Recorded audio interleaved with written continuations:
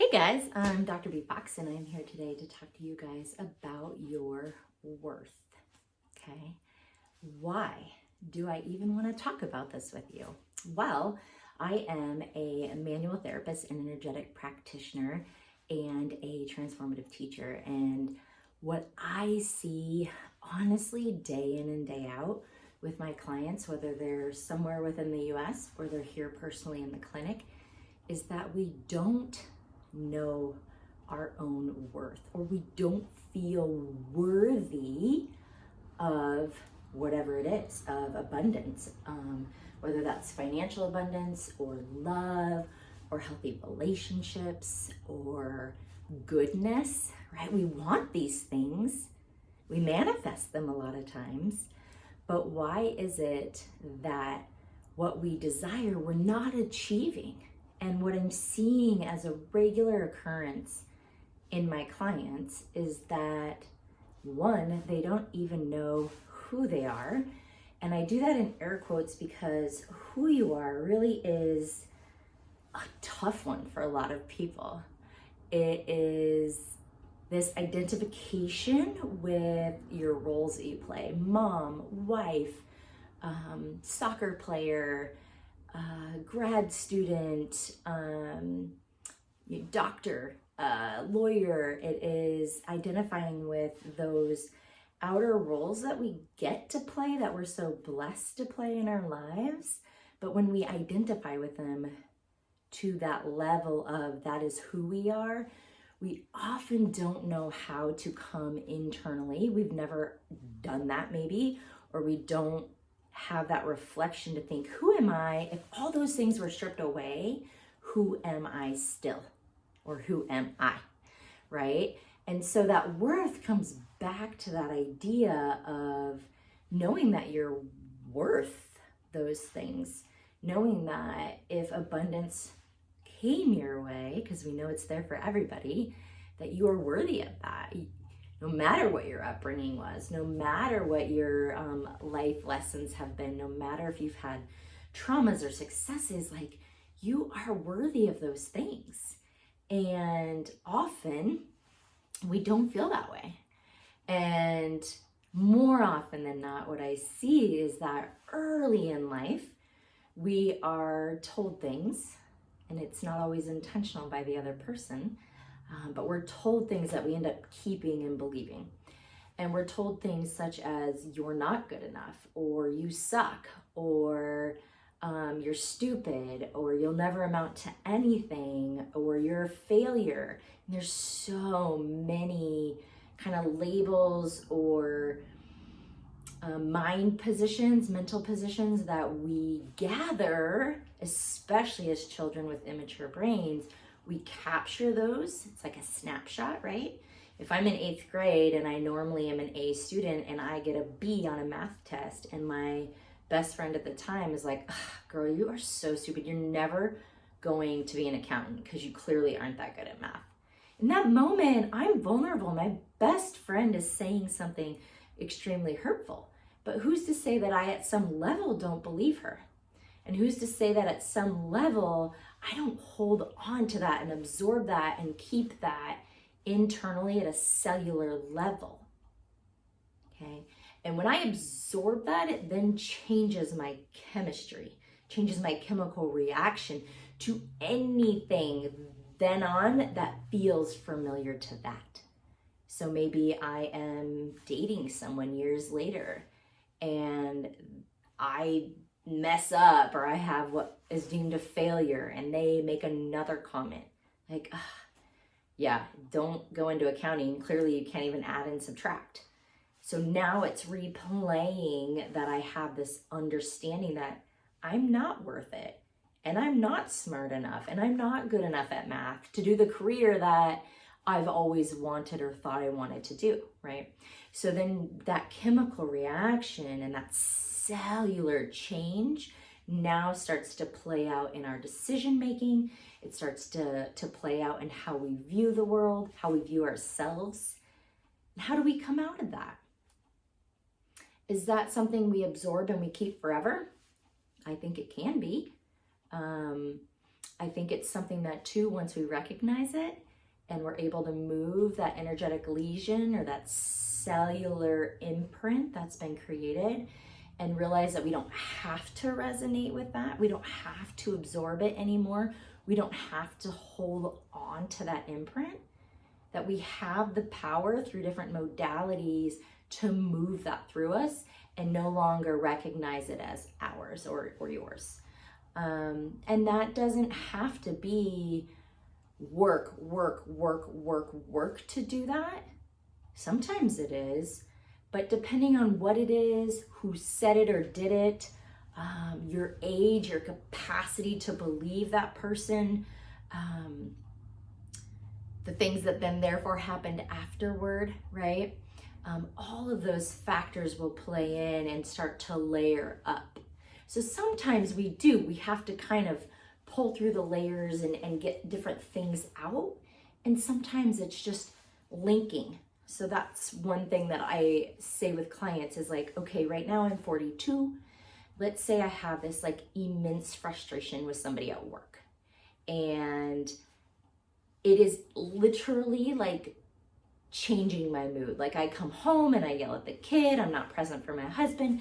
I am a different person because of whatever this frustration is at work. And then that frustration is removed, but I don't change. I'm still frustrated. I'm still moody. I'm still not present. I'm all these things that I don't want to be that seem very unhealthy for me. So often what I see is that, yes, you've removed the frustration, but in that time frame that this happened, this frustration with this coworker is, where does it link to? Okay, so this is now at 42, but when was the originating deep feeling of frustration, and then how did that shape you? Okay, so what I mean by that is I might get into somebody's system, I calibrate in through quantum mechanics, and I can ask anything in yes or no form. So when we pinpoint that you're frustrated, this coworker is driving you bonkers, where does that now link to? And often what I'll see is that there was this originating moment. So let's say it links for you, and it's different for everybody because no two people are the same. It links back to when you were 8 and your mom and dad got divorced. And that was frustrating. That led to mood changes. It led to you being in a divided homes. You had one parent parenting one way, another parent parenting another way. You had 2 sets of clothes. You had all of these things, and you didn't have what at the age of 8 you would perceive as like stability. It felt like there was always chaos. And that was frustrating for you. And so what happens is now at 42, you're frustrated, and that emotion strengthens because it has a linking partner from when you were 8. And together they rise and they're stronger. So even though at 42, that stressor is gone, everything's worked out with the coworker, you just can't seem to get rid of these emotions. And so that's where I often see this link is like, yeah, your environment has changed. This is deep. This is in you.